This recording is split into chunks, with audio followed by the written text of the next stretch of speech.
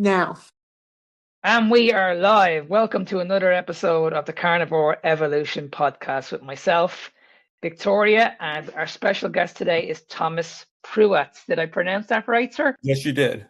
Welcome to the show, sir. How are you today? Thomas. I'm doing pretty good, especially today with you guys. I'm just so flabbergasted to be here. But we're delighted to have you. So the reason why we were keen to get you on, you sent me an unbelievable email this morning. I sent it on to Victoria also. Your story is remarkable. So before we talk about Carnivore, give me a little bit of backstory about you first.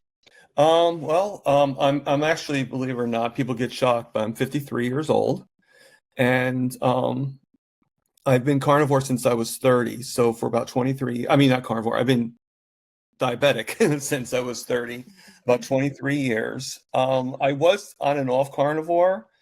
I'd be on it, and then like you go into rehabs and stuff like that. And obviously when you go into the hospital, they do everything possible to get you off that diet. So, or if I go visit family and like stay at their house, I would be off carnivore then and stuff like that. But I didn't fully become carnivore until January 1st of 2025. And when I say fully carnivore, the community is, I think there's different parts of carnivore. It's not just about the food you eat. It's not just, it's about the community. It's about joining different groups and engaging with all the other people that are like-minded like us. Because, like right now I'm part of 3 different memberships. I'm part of Kilts, of course. I'm part of SBG, and I'm part of Healing Humanity, So everybody, in my opinion, everybody that's carnivore so far has been a miracle to me. And I'm so grateful to the community in itself. I wouldn't be where I'm at today if I didn't join you guys and stuff. As a whole, the first carnivore I actually watched was Dr. Barry, technically, of Carnivore, and then Bella. And my mom actually used to watch both of them, and the funny thing is she's very sick, and she actually passed away a few years back. But it's okay. I mean, she was in a lot of pain, so she's in a better place now, But she used to watch every time I put Dr. Barry on. She would actually get up and want to do things. Like she would actually, I mean, not much she could do, but she used to get up and like she didn't want to sleep. She was like, Dr. Barry's on. Let's go listen to him, So I could just play a video that was an old video, and she just thought it was a new video, And then she went to sleep with Bella's piano playing. Oh, So, is that lovely? So I think she had a crush on Dr. Barry, Yeah, that's easy. Yeah. And everything. She probably had a little jealousy with Nisha and stuff. Funny, I love it. Like, what makes her so special? Well, yeah. She's a 7-year-old, But and she stopped keto because of bad advice and because her why was not exactly the most, like, she just wanted to lose weight. And the keto actually helped her be able to walk up and down stairs. It helped her be able to move more. She could walk the track a little bit better. But since her actual why, and she wasn't losing weight, wasn't being met, she was like, okay, it's not working. So I always say that if you're going to have a why, don't just do weight loss. You need, so what I do a lot of times is I ask them, well, let's go deeper than just weight loss. Why is it that you want to lose the weight? And usually that reason goes into the better why. Like, I want to be there for my kid's wedding, or I want to be able to play ball with my grandkids or whatnot. And I think that's a 10 times better why than just wanting to lose weight. Because one thing I find is with carnivore, not everybody loses weight. We have this like in-depth ignorance, I guess you could say, that we think that we know we need to lose weight and that's what we need. But our bodies know more about what we need than we do, and sometimes to heal, sometimes you might gain some weight, and eventually lose weight. So people don't realize that. And I think my mom was I think her body was like, no, you need to stay where you're at. And now to make it a big kicker, she actually went from 160 pounds and she actually lost all the way down to 70 right before she passed away. Oh dear. So she got her wish. She lost the weight, and How tall a person was she? She was 5'4". Okay, but 70 pounds? About 70 pounds, yeah. That's kind of low. That's probably some illness related issue. Oh yeah. Well, she had metastatic breast cancer, so yeah. Oh dear. She had it. It actually metastasized in the bones, and then eventually, it actually deteriorated the skull, and it's no different than having dementia. Like she forgot her grandkids, she forgot, so many things. And I mean, she knew who I was, she knew who my sister was, but like when she saw a picture of my niece, she was like, "Who's that girl in the picture?" She didn't recognize. Oh, that's heartbreaking. That's just Yeah. And, my sister was like crying when she asked who that person was. Yeah. And but she's now in a better place. She's peaceful now. And and I wasn't carnivore when all this was happening. I didn't really start until afterwards. And unfortunately, I ended up getting some trouble with a roommate that I had, which, has nothing to do with carnivore, but, she actually had an alcoholic roommate that actually the average beer intake she would have is 30 cans of beer a day. Oh my goodness.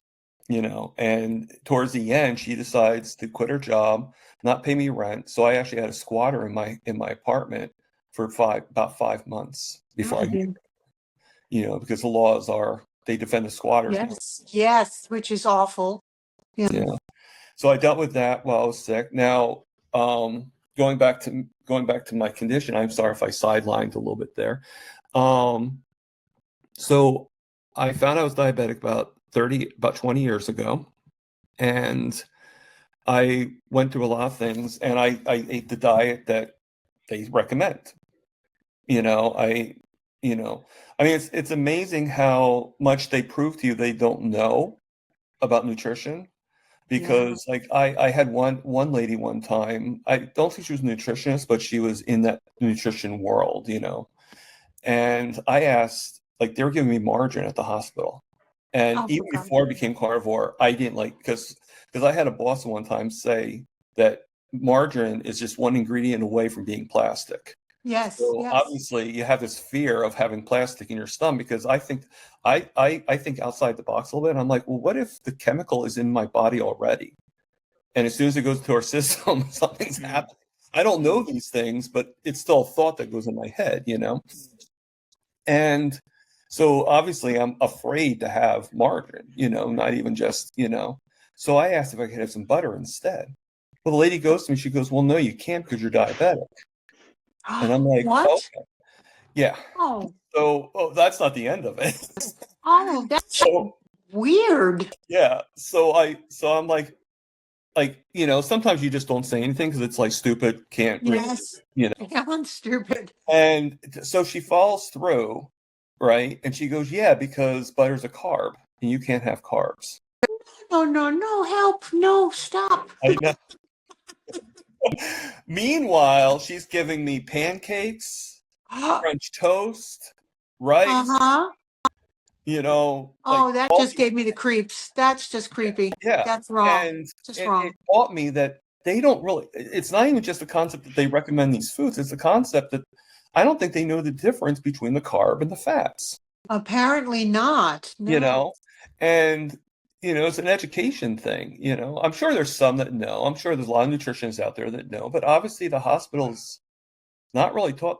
And then the actual nutritionists, no offense, and I don't like to be judgmental, but she was like almost 350, almost 400 pounds. Oh my goodness. So how is she able to tell me how to do the right nutrition for my diabetes? Yeah, that's wrong. That's just wrong.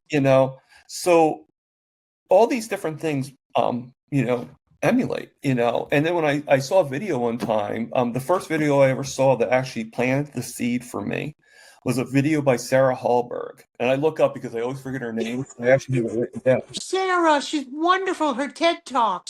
Her TED Talk Oh that my said God. specifically fats lower the blood sugar Yes. and the insulin, and carbs raise it. Mm-hmm. That was playing in my head. There was a seed that was playing in my head, and as years went on, it grew, and eventually till I got to here, and saw the logic, and it was like found out more about cholesterol. Found out, I still don't know anywhere near what I should be knowing, in my opinion, but just all these things that you learn that we've been misinformed Yes. Yes. on is amazing, It's So frightening. the biggest things I've gone through is fast forward a few years from when I first became diabetic. I had a lot of feet problems. It started off in my left foot, mostly the heel damage. I got like a diabetic foot ulcer, and had to deal with that. I've had I also, the heel, I've had maybe 4 operations getting portions of my heel bone removed. I've also had 3 operations connected to my other foot, where first I had my big toe removed, and then I had the other 4 toes removed. Oh. And then probably the worst that I had to deal with, you would think that would be the worst, but the worst I had to deal with was, and I don't know if you'll laugh at the story or not. I know I didn't, but it's kind of anecdotal. Right after I had my final 4 toes removed, I came out of rehab, and I was there for about 3 months, and my back was hurting me like crazy. I was able to move, but it was still hurting like crazy, and I was still in the wheelchair and everything like that because my foot was still non-weight bearing. And so I go into the hospital, and they look at me. They gave me a pain pill. They gave me Tylenol through an IV. They said this will work a lot better than the pill itself. I'm like, okay. So I have the thing, and about a couple hours later, I said to the nurse, I said, how fast should this be working? Like, how fast should I feel relief? She goes, you should have felt it instantaneously. I said, well, in one part, I'm feeling it all right, but in the main part, I'm not. I'm still in a lot of pain. So then the nurse goes to me and she says, well, we already filled out your discharge papers, so you'll have to come back tomorrow and be checked. Oh no. Oh, that's so negligent. Yeah. That's ridiculous. So I went to her Yeah. and asked the question. I mean, I go to her, she was already there. I asked the question, if I was having a heart attack right now, would you tell me to come back tomorrow? Or if I was having a stroke, would you tell me to come back tomorrow? Yeah. Because just like, this is a piece of paper. You can't just overwrite and say, okay, no, we had to put him back in. Like, that's ridiculous, But so I went home, went back to do some kind of other, went home and everything, went back home. And I went back there a few days later. Okay. This time I noticed I haven't been going to the bathroom in like 4 or 5 days. So I didn't think much of it because if it was, I didn't really think anything of it, but I just thought maybe we could look into that too. Maybe telling them that would make them maybe look into something, and no x-ray or anything like that. So I wait there for about 16 hours. For some reason, they unwrap my foot.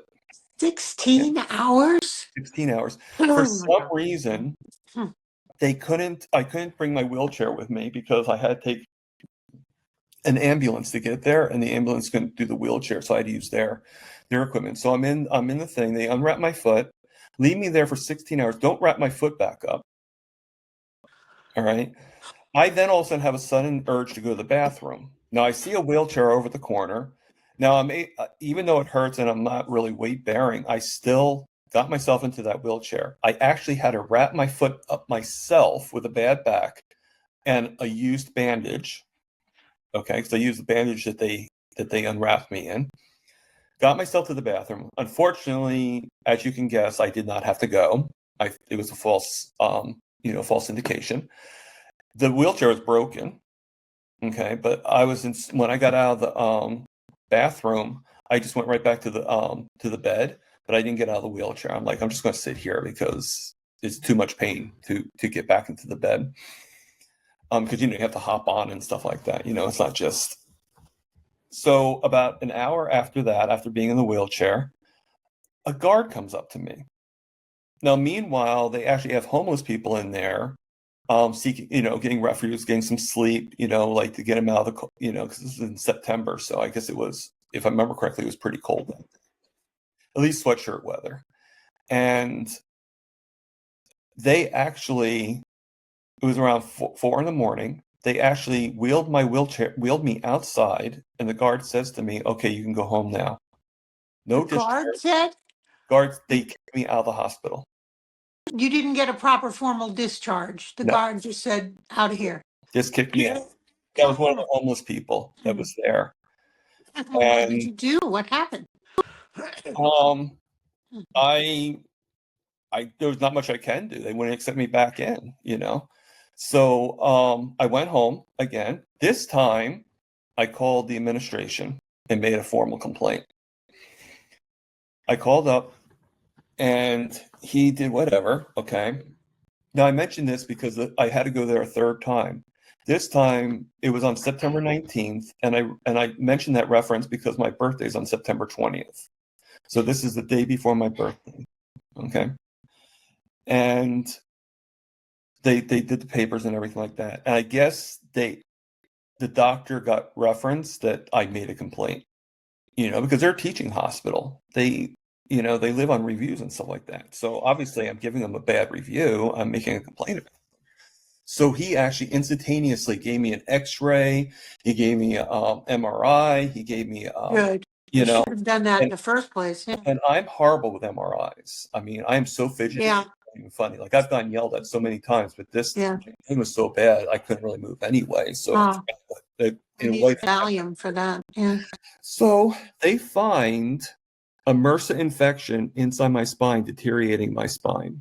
No kidding. Yeah. Oh my God. So I ended up complained. And I got so bad that I ended up being a little over 3 months in rehab. I literally had to be pulled up in the bed. I could not move at all.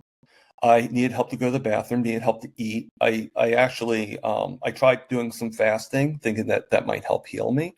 Ended up going from a 4-day fast. Actually, originally it was supposed to be a 2-day fast, and I just did a couple extra days. Then I did a 2-day dry fast because my podiatrist actually wanted to look at my foot and see if the infection went into my foot, and he didn't want to just do an X-ray. He wanted to check the actual bone and look into it. So ended up being, and with me not being able to hold food down, I ended up being fasting for about 9 days. Oh my goodness. And normally that's I've done 5 days at least. 9 days I probably could do, but not if it's forced like that. And I don't think I could do a 9-day with the dry fast. I'm not really too sure about the dry fast. Most of dry fast on purpose is like 12 hours. Had you been carnivore leading up to this point? On and off. Okay. Yeah, it was on and off carnivore. Luckily for me, I was on and off carnivore. Can you imagine if I was on the SAD diet and going through all this? Oh my gosh, be dead. Yes. Yeah, or at least very, very ill. Yes. But I was in really bad shape. I actually lost a lot of weight. I got down to 207. I've gained back the weight. Right now I'm about 252.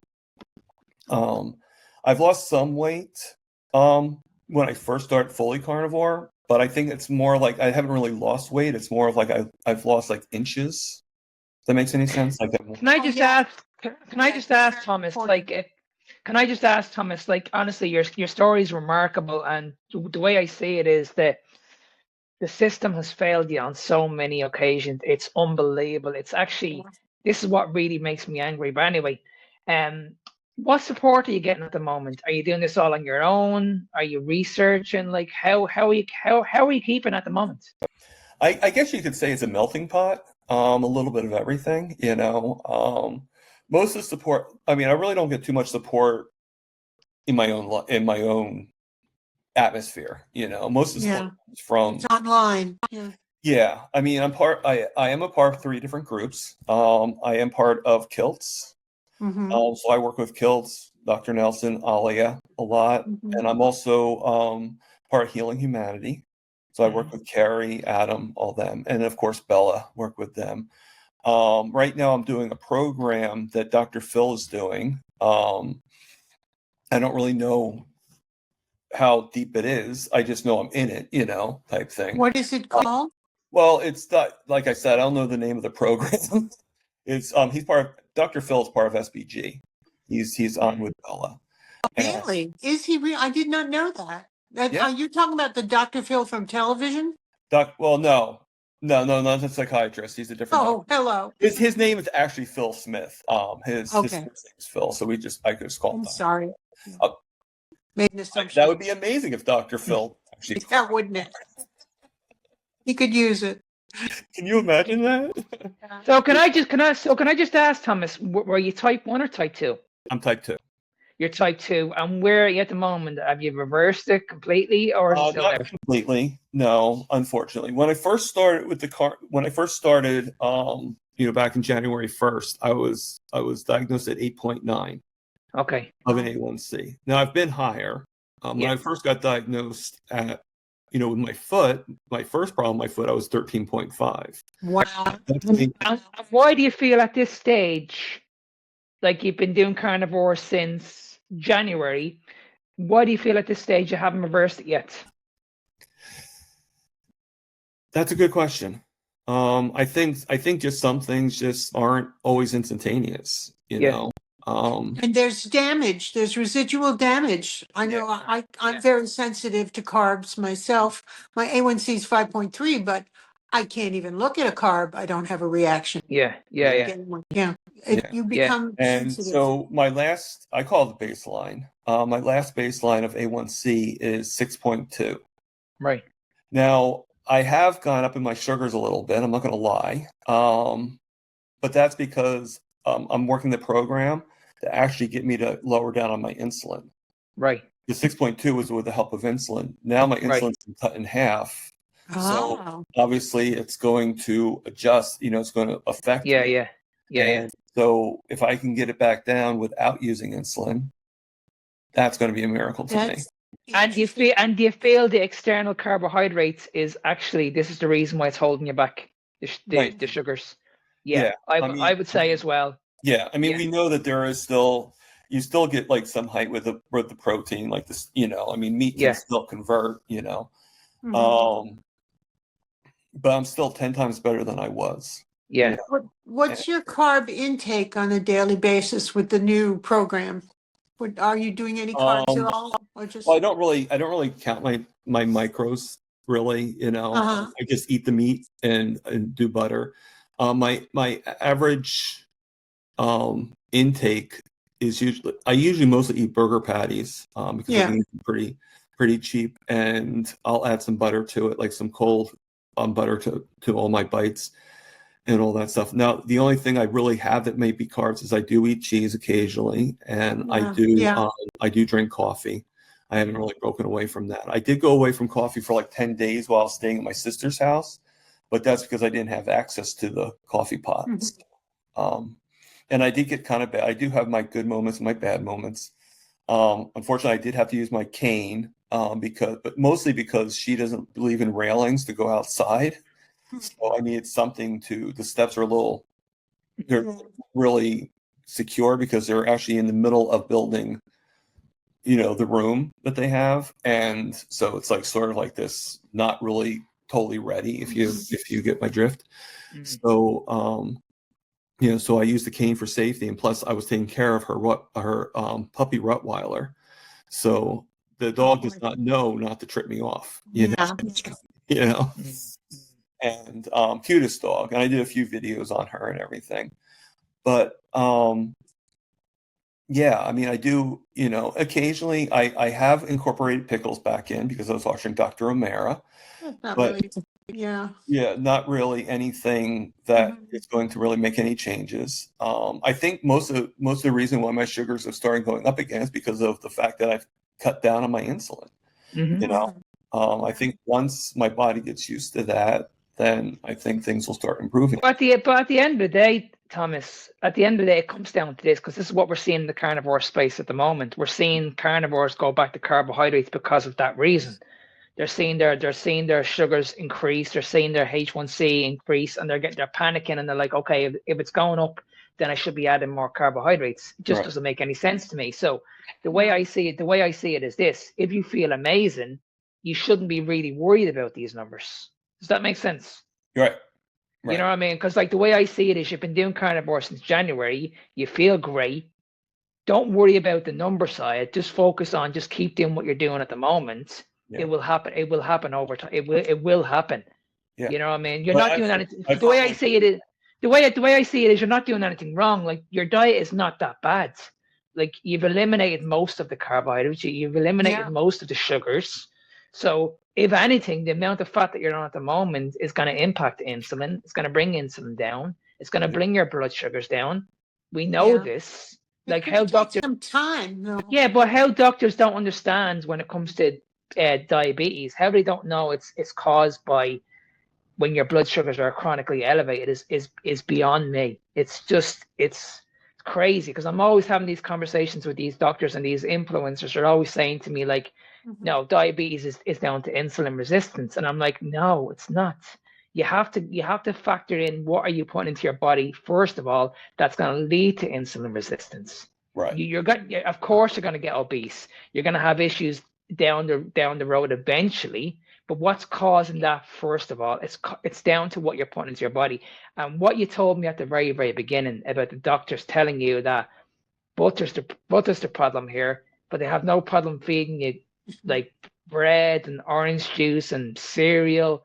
I hear this all the time. Yeah, and it really, really angers me. It really does. Because I'm working with someone at the moment. I've said this. I've mentioned this story many occasions. I'm working with someone at the moment, and she's been in the healthcare system for over 20 years. And Victoria knows who this lady is. She's a healthcare professional. Yeah. And she told us this story a few months ago on the podcast. I think it was a 35-year-old. I think it was a male that came in, and he was a type 2 diabetic, and really, really bad, severely overweight, and they had to remove his leg. And then when the surgery was over, guess what they fed him? Carbs, yeah. Criminal.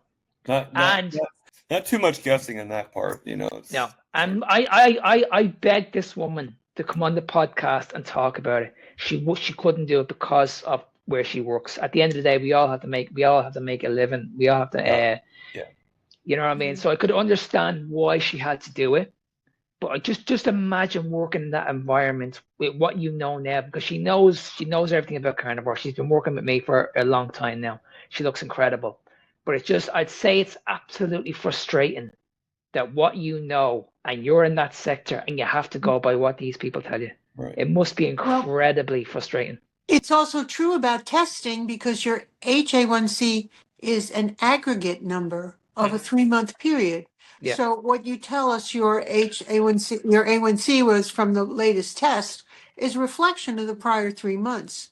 Do you have access to wearing a continuous I did. It's kind of a funny story, I guess you could say. I actually was due to get my new refills. Like I get them refilled every 3 months. I was due to get my refills, and then I get a message from the company that's supplying them for me saying your doctor would not approve a script. What? So I have to kind of call. Right now I work with I guess you could say it's a clinic that it's a student thing, you know, because of my disability and everything. So it's not always the same doctor, and I kind of telling them it's not the same doctor every time. You need to call the clinic and order them through them. Yeah. And they keep on sending it to the same doctor that's no longer there. Crying out. She's been graduated. She's moved on, you know, to her own, either her own practice or to some other, you know. And bureaucracy. Exactly. And so I called the clinic and I gave them the number to call and everything like that for them to go. So it's started going through red tape right now. So right now I'm just doing the finger stick. I did have it, you know, because unfortunately at the same time, the CGM I had on me actually broke down. It actually fell fell off me. Oh, great. And it was the last one. So like I was relying on that supply to come back. Can I just ask a quick question, Thomas? Are you actually craving sugar at the moment, or is that under control? No. Do you crave any sugar? Like, do you think about sugar? Do you feel No, like I mean, your eating habits? utilization of sugar itself, no. You know, I mean, the biggest thing I do is very, very rarely, but on occasion, I actually live, and you guys are going to laugh, you might cringe a little bit, but I live above a chocolate shop. That makes candy. Oh Candy my goodness, you poor man. and they're pretty nice. They were very good to me. So I do give them some business. I actually usually just go down there and either get black coffee usually from them, and that's really what I get, you know, to give them some business. But every once in a while, on occasion, from just like Dr. Kilt would say, from time to time, when I'm downstairs and I don't think it's safe for me to go upstairs, like climb the stairs or anything like that, and my blood sugars do a sudden drop, because sometimes they have dropped suddenly to under 50, and I'll you know it when it's like really low. Yeah. I might go in there and get like what they call like a nonpareil. I don't know if you know what a nonpareil is. Yes, I do. Okay, do you know what it is, Mark? Mm-hmm. Okay, you'd be surprised how many people don't know what it is. That's why. It's a chocolate candy with little sugar dots on it. Yes. I might just get like a dark chocolate version of that, pop it in my mouth, and that's it. I never crave to have any more than that, and it's just enough to bring my sugars up a bit. Yeah, well, that's the insulin talking and requesting that. Yeah. Yeah. I haven't done that in a while, but that'd probably be the only extent I have. You know, I mean, last time I actually had to do that was probably like 2 months ago. You know, but like, yeah, no, I mean, even at my niece's birthday party, they had all this stuff. They had alcohol, they had cakes. I actually just, even facing it, looking right at it, it just did not interest me. Yeah. Whatsoever. The only thing I had that was carb based at that party was I had some sushi. I had like one sushi roll. That was it. The rest of it was all meat and just, you know, meat based. Now I don't know what was in the meat because it wasn't my party that I was throwing, so I couldn't really be sure what it was cooked in or anything like that. But that's all I really had. You know, but for the most part, my day to day is the hamburger, meat. And now I'm kind of incorporating back in chicken because I kind of don't want to have like low meals. You know, I like to be able to eat if I can, so I do like chicken quarters. And the only reason that is because of the price of beef going up so much, you know. But I still incorporate a certain amount of money to be able to get, like, you know, I'll go to like, you know, like I get delivered from Walmart, and Walmart has a very weird delivery system where they charge an arm and a leg when it comes to weighted deliveries. And what I mean by weighted deliveries is anything that, like, you know, like your ground beef, your, you know, all that stuff. But the beef I get is just pre-boxed, and all it is, you know, beef and, you know, beef. And it's like 32 that comes in a box, and that's pretty much what I get. And I just, like, you know, go through that, like each box I go through like maybe one a week of 32 burgers. And sometimes I'll get like some chuck steak or something like that, you know, because I am on a budget. It's not like I can afford a ribeye to have every day. No, but I always say this to people as well, because a lot of people always come on board with me, and they're always saying, like, I can't afford steaks, I can't afford ribeyes, and I'm like, listen, ground beef in my country is really, really cheap. Like, it's crazy. Like, if you buy a pound of like ground beef that has no fat in it whatsoever, it's going to cost you a lot of money. A lot of money. But if you buy, or if you go into the shop, my local shop, and it has 18% fats, and it's 1 pound of ground beef, it's really, really cheap. Nobody buys it. Yeah, Nobody buys it in this country. Yeah, it's $4 a pound. Honestly, I go into my local store, and I do look at all this unbelievable beef in front of me with all good fat in it, and I'm like, you guys should be buying this. Like, you shouldn't be buying the lean sources and stuff. Right. Yeah. And actually, when I was staying at my sister's house, actually, there's it's like a deli / butcher shop. It's kind of like an old. It's kind of reminds you of like an old fashioned general store, you know, that had everything in it. But, you know, And so I actually went and got some ground beef, and I said, like, can you tell me the fat content in that? Like, oh yeah, it's 85/15. And I'm like, would it be possible for you to add some more fat to that? And I guess he was the owner or the manager or whatever. He's like, well, we can, but you have to buy a minimum of 3 pounds. And I said, well, how much would 3 pounds be? He goes, well, that'd be about like $26. I'm like, no brainer. Give it to me. Yeah. Let's add the fat, let's go in. Still a little pricey. Yeah. And it's crazy because when people say they can't afford stuff, when you look at people's trolleys, and then I see this all the time in my shop. I see what people are buying, and I'm always looking at the till, the number comes up on the till, and you're looking at it, and it's like 150, 200, 250 quid, and I'm like, I'd say 3/4 of the food that you have in your trolley is garbage. It's garbage, absolute garbage, and they're willing to pay all this money on this food. And then when you break it down for them and you say, well, you could live on literally beef for the rest of the week, for the whole week, just buy beef. You're getting everything that you need, all the minerals, all the vitamins, your essential fats, your essential amino acids. You're getting everything that you need in just this food, and it's going to save you an arm and a leg. Yeah. And they look at you and say, yeah, like you have 4 heads. Yeah. I mean, it's crazy. I mean, not only that, think about it. Like maybe in the beginning of your journey, you might still need to do things that are on a medical basis because you're just starting out. Your health is still not great and everything. But as you get better, like even though I'm not reversed my diabetes yet, and I say the word yet because it's happening and I am. I believe way before next year, way before my second year carnivore, because my carnivorsary, I don't know if you did the math or not, but my carnivorsary is on New Year's. Yeah.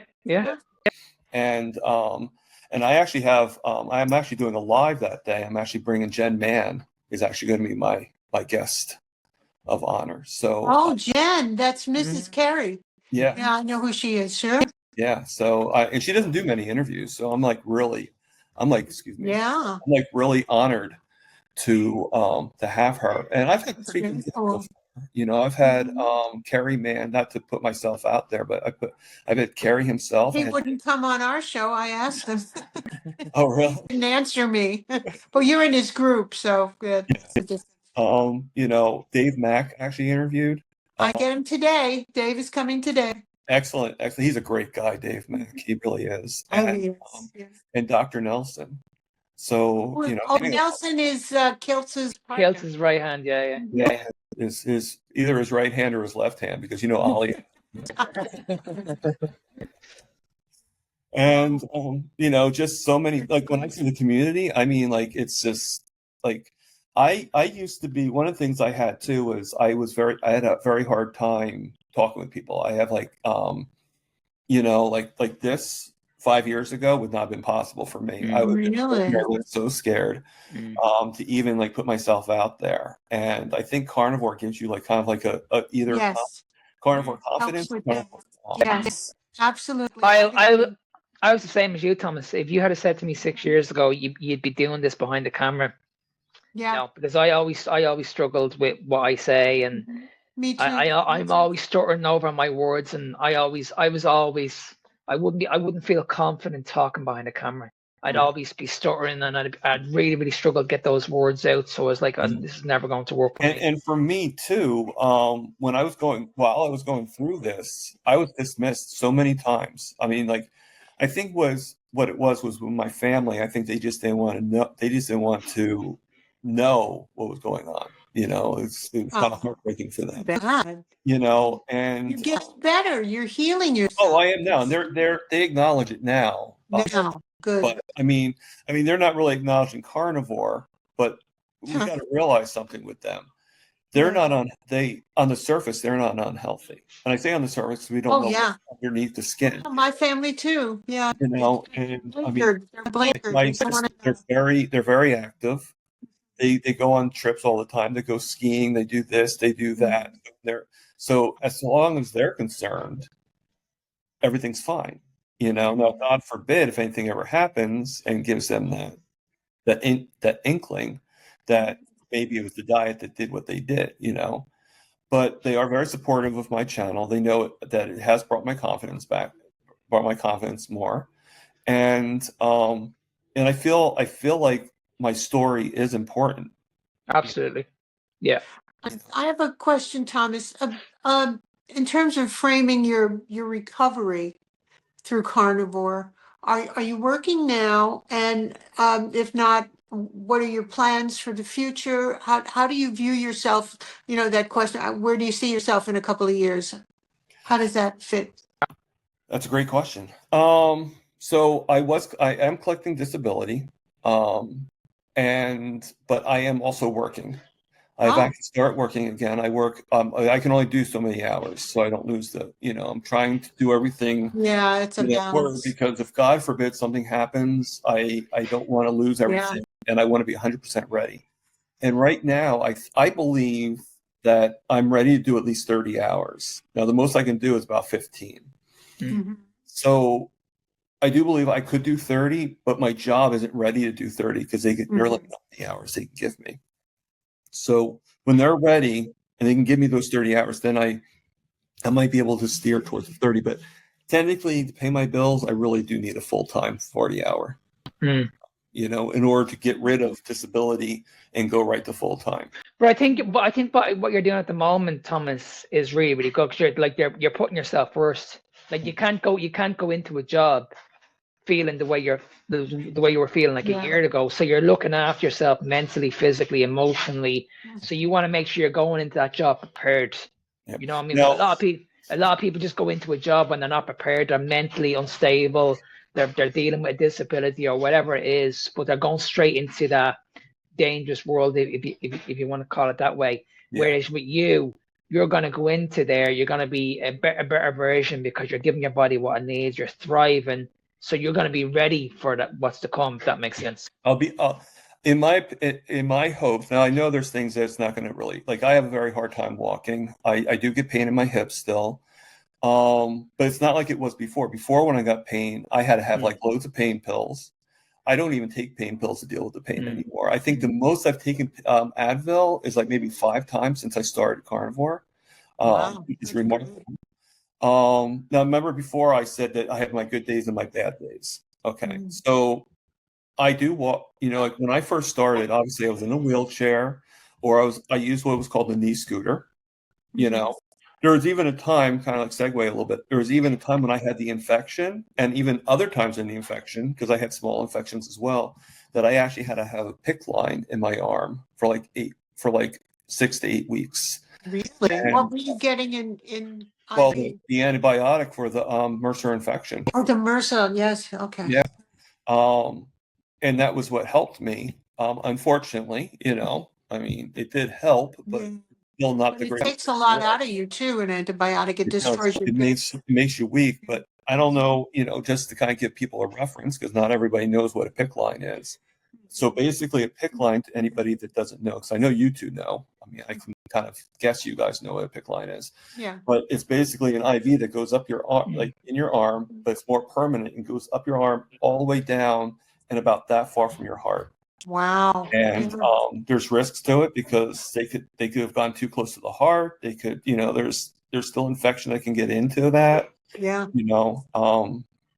But that's what I had to do, because they kept on injecting there was actually, when I had the MRSA infection, I think it was like every 5 hours I would get like an hour's worth of antibiotic put into my body, so that's a lot.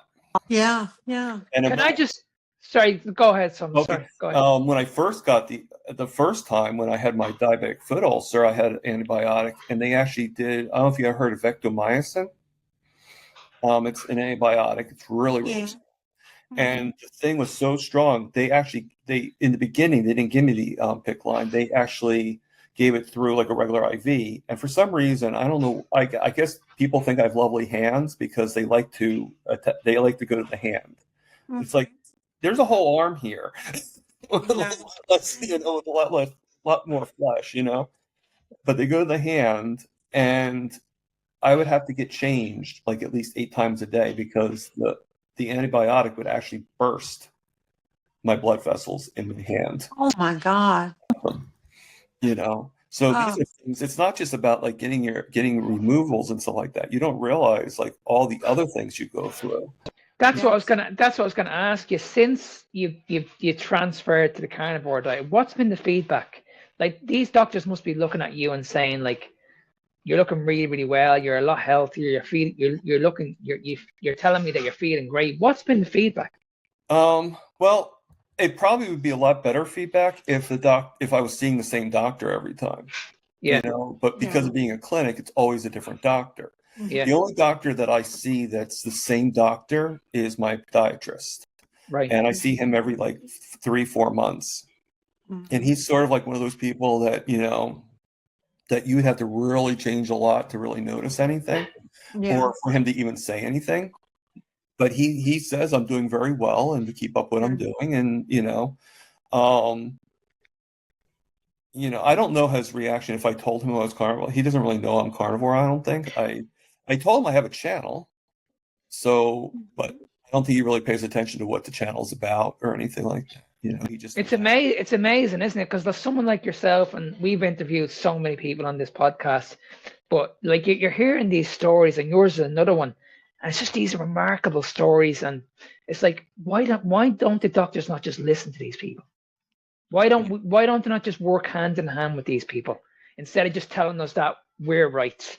Like what you're telling us is okay, it might work for you, but it's not going to work for everyone. Well, like that kind of way. Yeah, I mean, I have my theories on that, and they're just theories, you know. I mean, I think when it comes to the people that I think there's 2 different doctors of the people that aren't really into carnivore. I think there's the ignorance section where they just, you know, they just can't, because I think like not really an ignorance, but like a guilt thing, you know, like it's like, okay, if we actually admit that carnivore works, we'd have to admit that we've been wrong and we've given people advice all this time. So they choose to ignore, you know, to be ignorant about the whole process. Another one could be a group of doctors that, you know, just, you know, they have to do what the boss says. You know, and they kind of go with what the system tells them. Rest to do that, and they want to move up, and they're not going to do that if they actually go on their own path. Which is why I honor the doctors in our community, because the risk. I mean, there's not one doctor out there that didn't risk something to do, and nurses as well, and anybody in the medical field that is pushing or advocating for our way of living, you know, Dr. Barry, Dr. Baker, Dr. Chafee, Dr. Kiltz, you know, everybody, you know, and Lynn DeVoke, you know, she's a nurse, and all these people, you know, I take my hat off to them, you know, I mean, not literally, but, you know, I do. My hair's a little messed up, so I'm not going to do that now. But, you know, I honor you as a coach, you know. You know, I recently just got certified as a coach, but I'm nowhere near the knowledge that I'm sure you have, Mark, you know, and everything. So I mean, you've been a coach for a lot longer than I have. And well, I've been in this game for over 30 years, but like I only came into carnivore like 5 years ago. Yeah. But I never got qualified in carnivore. I just studied this for like 6 months, 6 to 8 months. Right. I was researching Dr. Kills, Ken Berry. I just listened to these people's stories. I was listening to what they were talking about like diet. So I just researched, and I did so much studying on this. And I always said, if I'm actually going to go into this and start teaching this to people, I need to know what I'm talking about. Yeah. Otherwise, I'm gonna get destroyed on social media. I'm gonna get lit, and I wasn't gonna allow that to happen. I was gonna go, okay, if someone's gonna come back at me with a question, I had to know what I was talking about. Otherwise, I'll be destroyed. And you do whatever you can to promote the word, you know. Yeah. Yes. You know, I was just watching a video with Bella talking about the 4 foods that carnivore foods that RFK is actually banning, you know, or trying to ban, you know. And I agree with the 4 foods. They're probably not the best carnivore foods out there, like cheese and low fat milk and stuff like that, you know. Mhm. And but I've done anything, like on my lives. I've done videos, I've done shorts. I Mhm. use my shorts. I do music. I also done roundtable lives as well as interview lives. And the interview lives are probably my most favorite because I get to hear the stories from different people. And I don't know about you, but my memory's not that great. So I'm not going to remember every single. I'll just, what I do is I remember the nuance of that person, you know, and I remember like basics of that person, you know, like kind of like the crib notes, so to speak. But I don't always remember every word, you know, like verbatim, you know. But I even did one live where I actually created this. I actually took this guy and I actually created him as like a medical, like a doctor, you know. And he's actually named after his name is Todd Lindy, and he's named after Todd Bachnes and Limitless Lindy. And yes, they both have seen it. Really? Brilliant. That's funny. Very good. Very good. Definitely. And I took ChatGPT, Yeah. sent a picture of him, and they made like, you know, they put him like with legs and like a medical coat and everything like that. And it was only one time I did this. I actually did slides explaining how cholesterol can actually heal wounds. Never mind healing the heart and stuff like that, how it actually heals open wounds, because it dawned on me that they were trying to lower my cholesterol. And I need cholesterol. Yeah. Hello. That's dangerous. Now, it took my wound, and I don't fully know why the doctor did what he did. He explained it to me, but you know, but the wound was left open for about 1.5 years. Like it was wrapped and everything like that. But I think that's sort of what happened with the infection. Oh yeah. And everything. I mean, connect the dots, you know. And it dawned on me like how bad would I have been if I didn't eat eggs? Yes. You know, Yeah. Or stop the seed oils, which are, the plant oils prevent cholesterol from working. right. But isn't it amazing? But isn't it amazing? You took matters into your own hands. You just took a shot. You just took a shot at this, and you said, you know what? I'm gonna give it a go. I'm gonna give this a go. I'm not being in their hands. I know they're amazing people. They're amazing what they do. I'm sure they look after people very, very well. But no, I'm not going down that medication route. There must be another way. And it's amazing. I mean, It's amazing when I hear. It's I think amazing. they're in the right place for the most part. Yeah, I mean, at the end of the day, I don't think their head's in the right place. yeah, at the end of the day, I would never shame these people as individuals. Never. Yeah. They're amazing people. Mhm. They have to do their job. But at the end of the day, it's just the knowledge. I mean, go back to what you just said at the very, very beginning about the nurse. I'm sure she's an amazing woman. I'm sure if you met her in person, she's a really, really nice woman. But her nutrition advice is horrendous. Right. And that's what it comes down to. I'll give that a little bit of credit. She wasn't actually a nurse, so that's actually, thank God. But yeah, she was. I don't think she was anything more than the lady that just did the menu. You know, did the lunches. Oh dear. But you know, she was like she was in the nutrition section of it. You know, but even nurses can. You know, they're like, oh, you need the fiber, you need this, you need that. You know, and I was.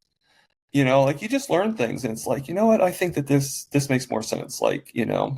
But why can't we not ask the question? Why do we need fiber? Why can't we not just ask? Because I had this 2 years ago when I had loved ones in the hospital. I was asking these questions to the nurses and the doctors, and they were like, "Okay, well, it's just good for you." And I'm like, "Well, that's not giving me the information. That's not answering my question." And I also said to the doctor as well. I actually said this to the doctor 2 years ago. I said, "Do you actually know what cholesterol is?" And you know what he said to me? He said to me, "There's good and bad cholesterol." He said when he said that to me, I was like, "Okay, isn't that the answer from everybody?" You know, nothing. Yeah. There's nothing. When you hear that, we're screwed. All right. Well, I forget who it was. I think it was like one of the nurses or something like that. I actually stumped them. I asked the question, okay, and I believe in God, but I'm not like overly religious. So I don't know how you guys are. But whether it's God, whether it's the universe, whether whatever, create man, I say to them, I'm like, okay, cholesterol is really, really bad, right? And they're like, yeah, for the most part. And I go, well, explain this to me. If cholesterol is so bad, okay, and God is so smart and he loves us so much, why is about 70 to 80% of our liver producing cholesterol? Why does our bodies have cholesterol to go to all these things if it's killing us? Why would he make us make our own poison in our bodies? Well, they don't know that and they don't think about it. They think we get it through the diet, and that's incorrect. Right. It's being made by the liver. And isn't it amazing that in the world currently, heart disease is still the biggest killer in the world at the moment, and every single one of us are on a low-fat diet. Yeah. Yeah. And it's still happening. Like, it's ongoing. That's where it just Epidemic. that's where I just can't understand why these people don't pick this up. I can't understand why they go on about cholesterol, but when you look around, everybody is suffering with heart disease, heart attacks, all strokes, all that kind of stuff. Everybody, it comes down to this. This is what it comes down to. Every second person that you talk to is on medication. Oh, God. Fact. And they're either a diabetic, they're struggling with their mental health, they're severely overweight, and the list goes on and on. Okay, statins. They're on statins. Every single person in the world is really, really struggling at the moment. You only need to look at what's going on right now. We have no idea why we have this massive obesity crisis. We have no idea. They've gone to see the PTs, they've gone to see the coaches, they've gone to see the dietitians. These people can't help them because they were all put on a low-calorie diet, but they couldn't fix the problem. But about a few years later, the scientists were in the back room. They were like, okay, we need to figure this out. We haven't got a clue why this is going on, but what we'll do is we'll bring out this injection. Like, it's mind-boggling. It's absolutely mind-boggling. And now you have kids walking around with type 2 diabetes.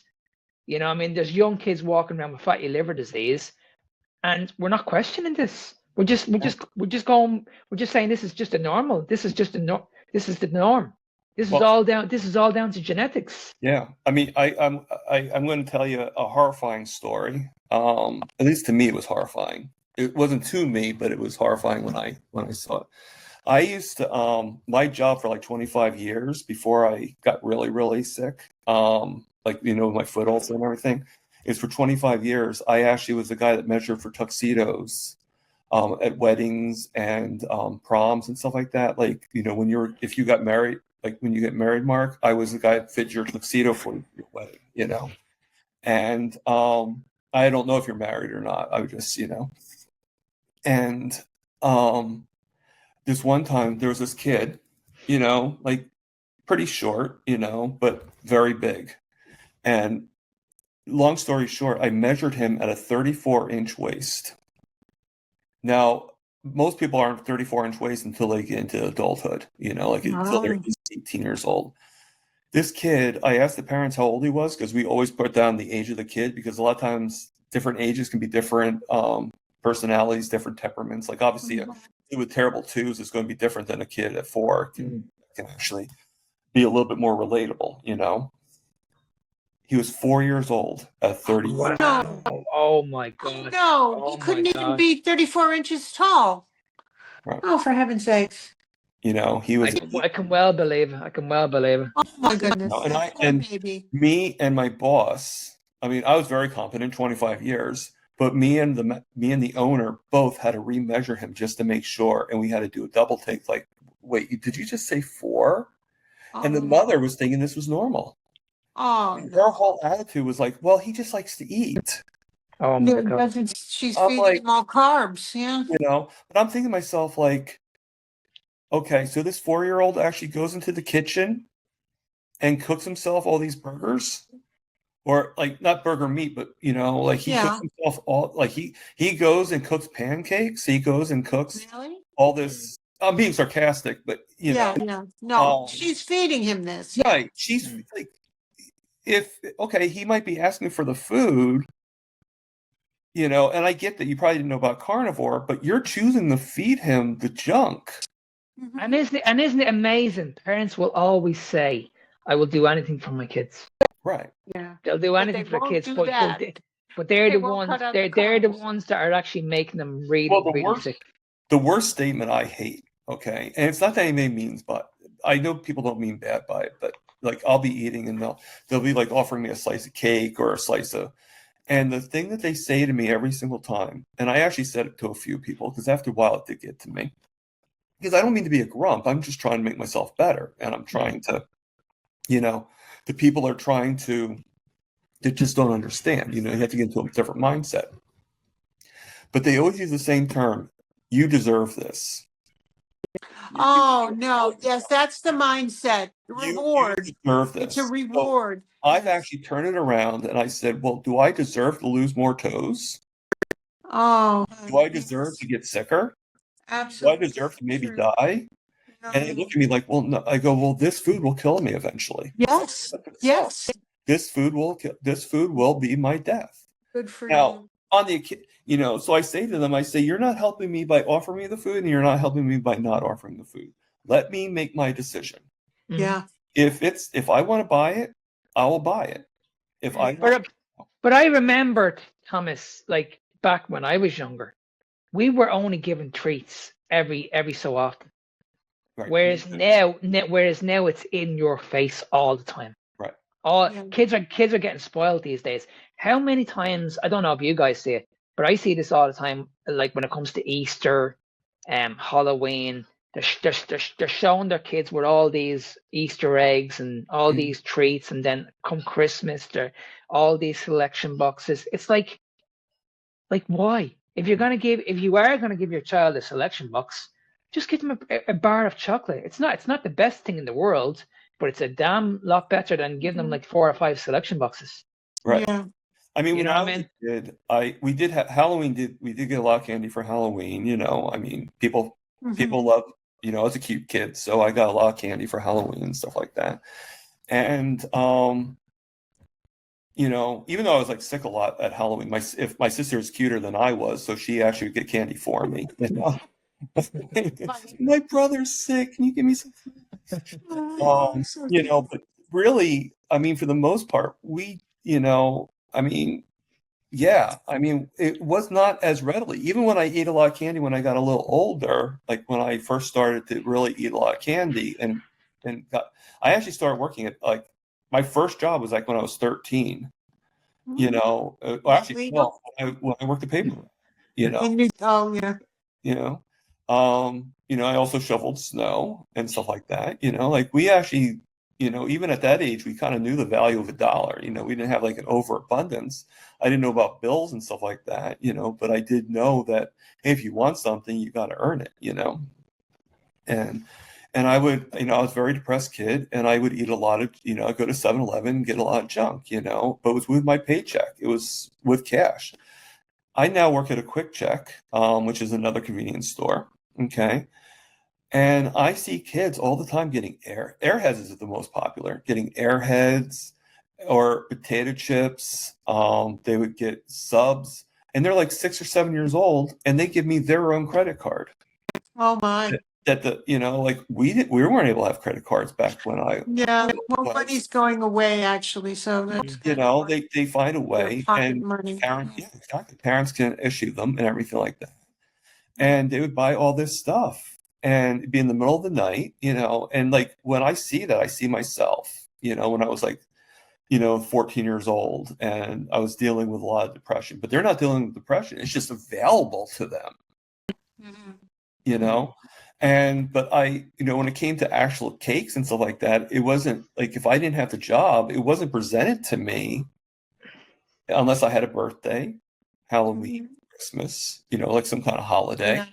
But we didn't have like an overabundance of these things. No, it was a big deal to go to the candy store for me. Oh God. Of course, I'm older than everybody here, but yeah, but it would, it was, you had to go out of your way to do that and have the pocket money.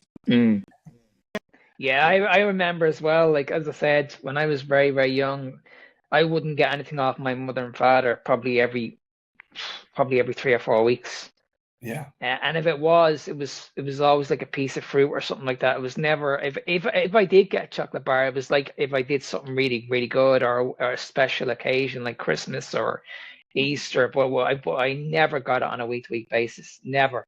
And when you look back then compared to now, the obesity rates weren't anywhere near as bad as what they are right now. Nowhere near. And then you only need to look at what's happened in the last 50 years when they start messing with our food. You can see autism's going up, type 2 diabetes is going up, depression is going up, mental health is huge at the moment, massively at the moment, and we have no idea how to solve it. We're just talking to people. Like how is talking to people gonna help people? Like I could have the conversation with you guys if you're struggling with mental health. You'll probably feel great after it, but then an hour later you're gonna fall back into that slump again. Yep. Yeah. Because you're gonna no help at all, really. Yeah, because you're feeding your body crap, and then you look at what people do. Like I hear this all the time in my local change rooms in the gym. People are always going on about mental health, how they're struggling, and they go to the gym for their escape. And then when they're in the gym and talking to each other, they're sucking on these energy drinks. Yeah. Like these Or energy gel drinks, packs, these caffeine drinks, just to give them the energy. And I can never understand this, because if carbohydrates were your main source of energy, why do you rely on energy drinks during your workout? Yeah. I can never understand it. Why do you need caffeine when you wake up in the morning? People will never know. People will never understand how I feel 5 years into carnivore. I have amazing energy. I haven't drank caffeine in a long, long time. I wake up now at 3 a.m. every single morning, and I'm buzzing. I do be speaking to Victoria. Victoria's like, it's late for Victoria, but Victoria is talking to me at like 3 o'clock in the morning, and I'm raring to go. I'm buzzing, and I don't rely on any caffeine. I'm just drinking water. Yeah. Me When I wake up in the morning, my mindset is switched on. Yeah, you're on your own high, basically. Yeah, I just feel great. I don't struggle to get up out of bed. You know what I mean? Whereas before, I wouldn't get up out of bed till about 9 o'clock, 10 o'clock, and I'd have to like force myself to get up out of bed. Whereas now, I wake up naturally, and I'm buzzing. I'm ready to attack. Yeah, me too. I'm ready to go in the morning. I don't need caffeine. I don't need any kind of accelerant. Yeah, we should do a line of T-shirts that says Carnivore and CCH. Yeah. Carnivore Calm, Carnivore Confidence, and Carnivore High. Absolutely. Yeah. That would actually be a pretty good. I think a lot of people would buy that T-shirt. Yeah. Yes, that's a great idea. Yeah, I actually do my own line of T-shirts now, so it's one. Good man. We have one too, but nobody's bought one yet. Carnivore Evolution. There's a link under our Do you use Bonfire? I use Printify and sell through an Etsy store. Okay. And I've had 3 whole people look at it. Yeah, no, I've only had, if you count me, I've only had 2 customers, and I only did that so I could buy my own I product. bought them. Yeah, no, see, I never went down that route. I never said I was going to do any merchandise or sell any supplements, because I don't want people seeing me as someone that sells stuff. Right. Yeah, I just made me decide to do. I mean, like, I actually stand up for a second so you can see. So this is, yeah. My nice. I don't know if you've seen any of the videos, but there's a lady named Amy Davis. She's Rockin' Keto Amy, or Rockin' Coach Amy. She's changed her name a few times, and she does avatars, like Avengers, of different ones of us. And I was actually the 3rd one she did, Captain Prime. Yeah. So I actually. What was the name? Captain Prime Rib. Oh, that's where that comes from. Yeah. I saw that. Was your email address? Well, my channel name is Target Prime Rib. Target Prime Rib. That's what but the actual avatar, the actual, the superhero is Captain Prime Rib. Wow, I love that. That's and there's actually a video. There's actually a video with using AI, Obviously I'm not in that kind of realm. Let me know where I can find that, please, Thomas. Where can I find her? You should be able to find it either from my channel or from Amy's channel. Just, I could probably send you guys, the link to it. Yeah, that'd be no problem. Okay, all right. Would please send that along because I get. Yeah, what we'll do is we'll put the link underneath this as well. Yes, I'll do all your links. Yeah. It's just like I said, this whole world is so immense for me. It's, you don't know, but I actually do think, to go back a little bit, I said everything happens for a reason. And even though I went through that misery that I went through, I think it was for a reason. Mm-hmm. I think it was to lead me to here. Absolutely. Yeah. And it's like what you said at the very, very start, about your mother. She had a reason why, but she was always focusing on like weight loss. It was always the wrong thing. Everybody just thinks that if you want to be healthy, you just need to lose weight. Whereas with you're doing the opposite now. The weight will come off eventually, but you're prioritizing your health. You're putting your health first. You're putting you first. And I think I shifted. I think I went from when I first started, I was a 44-inch waist. Now I'm a 40-inch waist. That's what I'm saying. You're heading in the right direction. From a 2X shirt to an XL shirt.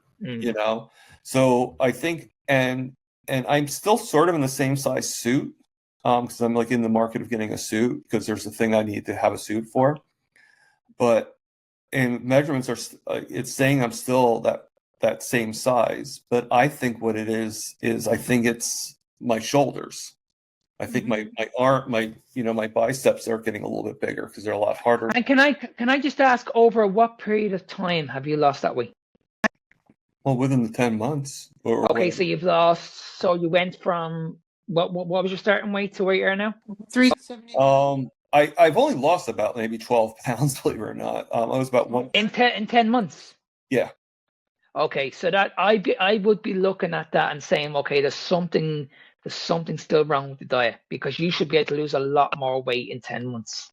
100%. Like if you've only lost like 10 or 12 pounds, taking insulin, it won't. It shouldn't impact the weight. No, at all. No. It won't. I'm still doing the cheese, so I think I might get rid of the cheese. I think that might. Yeah, but still weight on me like crazy. It does put on. But are you just eyeballing stuff at the moment, or are you actually doing macros?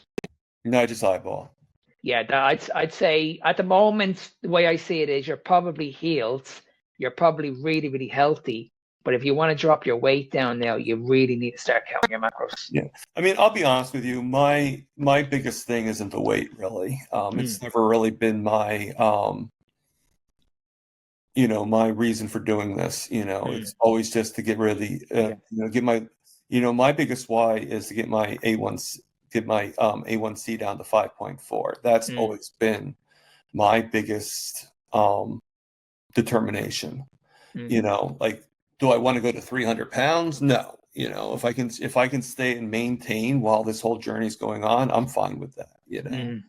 I'm more amazed by my like I was saying before, but I didn't really, like I actually, used to use a wheelchair. I used what was called a knee walker. This was before I started the PIC line, so I'm just going back to that.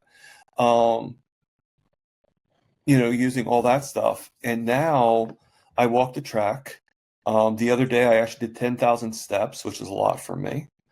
And a lot of times I'm doing so good that I actually use a 50-pound weight vest while I'm walking. So to go from one extreme to the other, I could not do that before. If I even walked like for 1 minute, I would have been in excruciating pain. Now, I know it makes me sound like can I run? No. I always use the analogy that I'm like the housewife in a Tom and Jerry cartoon. When I run, I kind of like run like I'm like on top of the table, like running from the mouse. And and then every once in a while I'm walking, I actually have to lean on, which in a park, most of the stuff that's there is usually a tree, but I have to lean my hand on the tree and then lift my one leg because it takes pressure off the leg, and I do that for a few seconds, and then I can go right back to walking again. You know, so there's different tricks you learn that you don't have to take medication. You know, and because I'm trying my best to get off of medication altogether, and I have gotten off most of. I actually used to. I had gastroparesis. That's one thing that this actually helped. I actually no longer. I used to take omeprazole. I took it for 6 years. Never got taken off it, even though they say you're only supposed to be on it for 6 weeks. They actually kept me on it for 6 years. Wow. And then go to Carnivore, and I slowly just took myself off it, and I haven't been on it since February. Amazing. You know, in the beginning, I had to do some apple cider vinegar to counteract, but I don't even take that anymore. I just the only thing I do is I try to finish eating by 4 o'clock. You know, just because eating at night kind of like affects, you know, the longer I don't have anything in my stomach before I go to sleep, the better. And just, you know, just like when I accomplish, even if I'm in pain, if I accomplish going through the whole walk with the weight vest or even without it, I'm like, I could not have done this 3 years ago. I would not have been in this. I would not have been able to even think it. I mean, when I was in really bad shape, I mean, you know, to get a little mental here, or whatever you want to call it, you know, I never wanted to commit suicide. I never went that route, you know, but I did always ask, why am I still here? You know, because why would any God, why would any being want anybody to go through this kind of pain? Why would, you know, not being able to move? And then I would also think about people who are 10 times worse than me. And I would ask the same, you know, and now I don't really ask that question. You know, I mean, now I'm like, I know I'm here. I'm here to help. I'm here to tell my story and to hope and pray that other people get a whiff of, you know, and a little bit of acknowledgement of what's going on, that they can relate. You know, And that's what it comes down to, isn't it? It's like at the end of the day, like what we're currently focusing at the moment is just weight loss, but it's deeper than that. Like, what's the point in losing weight, but you're still struggling with mental health issues? You're still type 2 diabetic. Like, losing weight is not going to fix this problem. No. So it's like what we go back to what we said earlier on. What is your reason why? Why do you want to do this? Do you want to do this to look after your family, to be there for your kids? Like, what is your reason why? Yeah. And I say this all the time when I'm taking on someone. Like, I hope you're not coming to see me to lose weight. I want to understand your why, because I know when I find it, these people are going to be with me for a very, very long time. Right. It's exactly. Not a quick fix. It's not quick. They're not coming to see me. Oh, I just want to lose 10 pounds and 12 pounds. No. If you're coming to see me with that attitude, you're better off going to see a PT. I want to know the real reason. Yeah, I think it was Dr. Wiederman that said, "What is the why that makes you cry?" Absolutely. When he coined that phrase. Yeah. You know, and that, you know, like for me, in the beginning, it was having the A1C be down to 5.4. You know, and that is still a very important why to me. But I think what makes it even more important is to get the insulin under control, to make myself from insulin resistant to insulin sensitive. You know, and I think that's another if amendment, you know, to the A1C why, you know. But yeah, weight loss is not really my biggest is not my hugest concern. Now, weight gain, if I do end up gaining another like 50 pounds or something like that, then I think I would be a little concerned about that. But as long as I stay in the realm, you know, and the fact that I lost 12 pounds is pretty good to me. You know, and the fact that I've gone down in sizes is, you know, and my energy is a lot better than it used to be. And the pain is, like I said, I still have pain, but I tolerate it a lot more. I don't think it's just the fact that I don't have pain anymore. I think it's the fact that my tolerance is a lot better. I mean, before I had to have like major pain injections and pain pills and stuff like that, you know, like so many, I can't even remember the names of the different ones, like, you know, and, you know, like, you know, patches that would go directly onto where the area was that was on my back and stuff like that. And my, you know, but those are remarkable things to me. Mm. It's not, because I hear stories, and it's not that I don't believe them. I do. I believe them wholeheartedly. I can see why some people get a little discouraged, because, you hear, like, there's one guy one time was like, yeah, I had before I started Carnivore, like 2 weeks ago, I had an A1C of like 15. I got myself checked, and now I'm an A1C of like 4.5. Mm. Wow.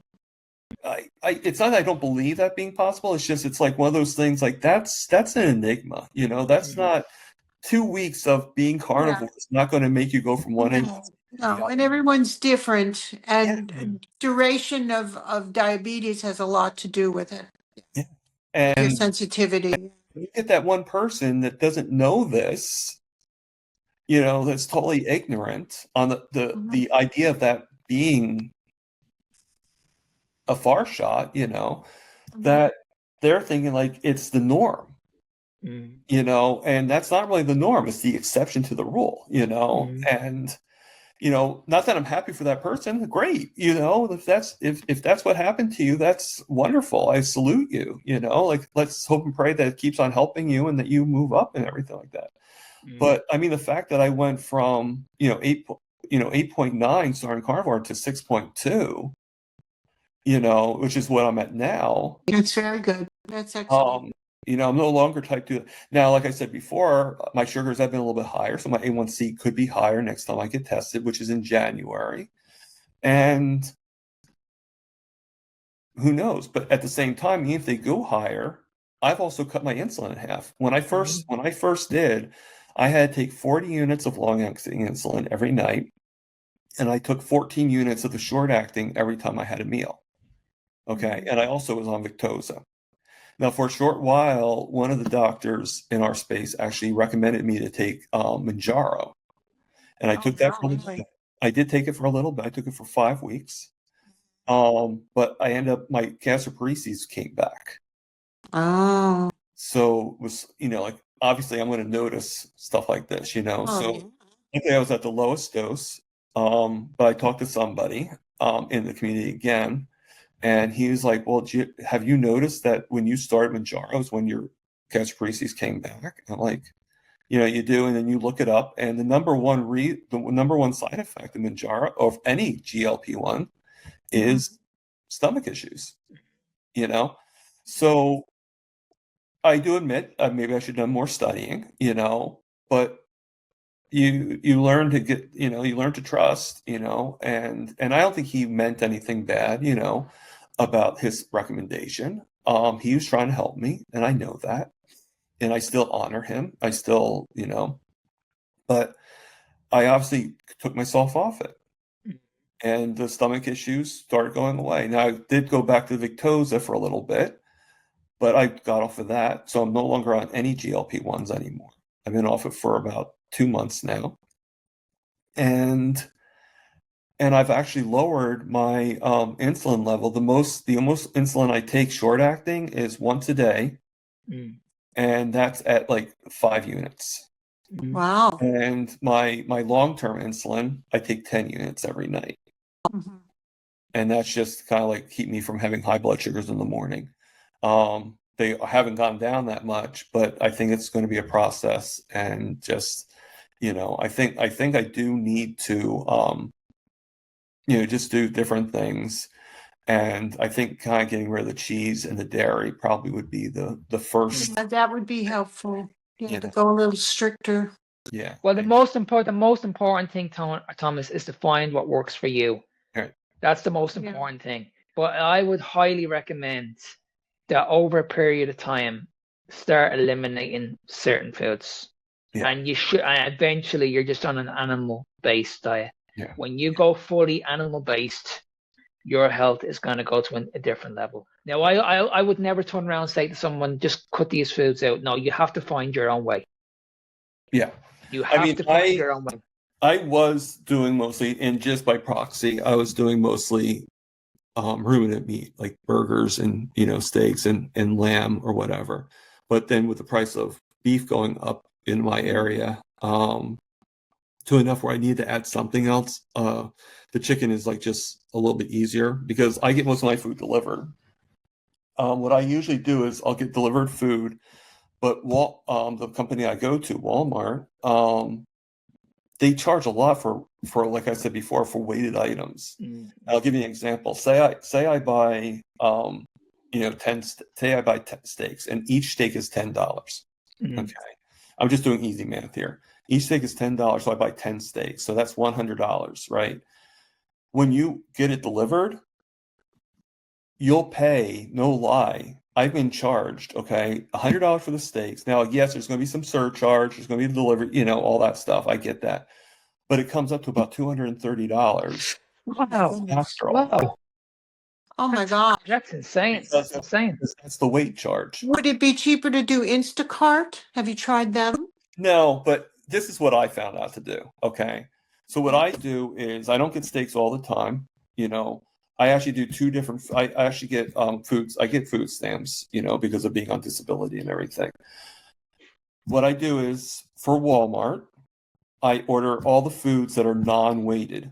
So I get the box of burgers, I get the chicken, it's probably not ideal, but it's better than nothing. It's better than the sad diet. Okay, at least that's what Dr. Barry would say, Yeah. And I usually get just the burgers, or I'll get like eggs. I get like a thing of eggs, and I get all that stuff, get enough to last me for the month. I only shop every month, basically. And then I have a separate paycheck of like an extra $100. I take that and I actually go to the local store, and I actually get those kind of foods, the weighted item foods. So I'm not paying for the weight charge. I'm just right there. And the most I'm paying is maybe $20 for the Uber to go there. And I just take a backpack with 2 extra bags, and then I just it's much cheaper. It's a lot easier, a lot cheaper. And the only reason I get the other stuff at the Walmart is because ShopRite has it, but they charge a lot more for those particular things. So it's like sort of like I'm saving at Walmart for those items, and I'm saving at ShopRite for the other type of items. So I just kind of like do both. And I have a small freezer, like 5 cubic feet, basically, or 5,000 cubic feet, whatever you want to call. I don't know measurements, but just like inside I live in an apartment, and my apartment's a little lucky because it was formerly the owner's mother lived here. So she actually asked for some adjustments to her apartment that she got, and I ended up getting the benefits of those adjustments. So I actually have a small room that isn't really a bedroom, but it's big. It's big enough that there's a closet in there, and it's big enough that there is actually I can fit a freezer in there. So I actually have a small freezer to fit a lot of my meats, and then my roommate he eats what he eats, and everything. So he has his own freezer that he can put his type of food in. I have my own freezer that I can put my type of food in. Amazing. Well, Thomas, it's been an absolute pleasure listening to your story. This is what we're doing this for. We're doing this for awareness. Hopefully this will reach out to a lot of people, and if it helps one person, we've done an amazing job. Before we let you go, where can people go to find you? Well, I have a channel called Target Prime Rib. And the story is a pretty interesting story, but we'll do that another time, and because I'm sorry I didn't get to that, the name, like why my thing's called Target Prime Rib, but you can find me there. I also do some video content on Instagram, which is tpruett42, and I also do on Facebook too, but I don't remember what my channel name was on Facebook. Are you active much on Facebook? Because I have a group I'd like to invite you to. Yeah, I mean, I'm active. I mean, I think I'm more active on YouTube than any of them. Okay. But I'm actually, are you on Instagram as well? Because I'm actually going to link you up with the Carnivore community as well. Okay. What's the Carnivore community. I think there's over 50 people in there. They're all over the world. I think they'll really enjoy that. Following you on Instagram, Mark. Okay, so I'll get you in touch with Brian. Brian will be in touch with you in the next couple of days, and we'll get you in the Carnivore community as well. Yes. Okay, I've got Thomas Pruett on Facebook. You found me? Yeah, I did. I used my group as I was certified as a diet coach about 6 years ago, and I started the group, and it was kind of a passive way of helping people. So if you ever think of starting to help people, it might be a way to do that. I have a whole library of Okay. carnivore information. It's kind of handy and helpful.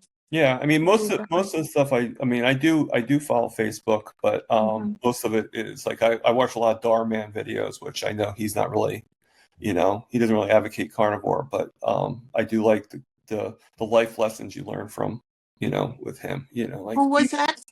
it's a guy, his name's Darman. He does a lot of like these videos on like, be nice to people, like how you would treat homeless people, how you would treat different people, and just Yeah, okay. That's good. it Positive. passes the time by when you're like, but yeah. I'm trying to think. I do some TikTok. But most of those guys though, the three of them, mostly it's just the videos I put out, mostly the shorts, because it's just so much easier to put them in, or posts I'll put in there. I really haven't figured out how to do long videos on there or how to do lives from those platforms. What's your TikTok name? Because I'm going to list all these under the. Oh God. Yeah. Thomas Pruett? I don't know. No, I'll look for you. I'll try to find you. I think my Facebook is Thomas Pruett 35 or something like that. I've got. Because I think I was Thomas 35 when I Pruett with your started it. chicken ribeye here. You found it? I did. I found you on Facebook, but I don't have TikTok on my tablet. I'll see. Can I add you? I have you on Instagram, but I'll see. Can I find you on TikTok? Yeah. I mean, I had a lot of fun today, so. No, it's been an absolute pleasure. And what I'll do is I'll try and link you up to a few more podcasts after this. Yeah. I'll speak. I know I was talking with, and I forget, I'll be honest with you, I confuse, for the longest time, I was confusing Norse carnivore with, with Peter's name, right? Yeah. With Dutch carnivore. Dutch carnivore. I don't know why I was confusing the two. Jonathan and Peter. Yeah. So I was like when I see like Norse carnivore saying Jonathan, I'm like, I thought your name was Peter. Well, what I'm going to get you to do, I'm actually going to get you to come on with Peter, because Peter's a diabetic. Yes. Yeah.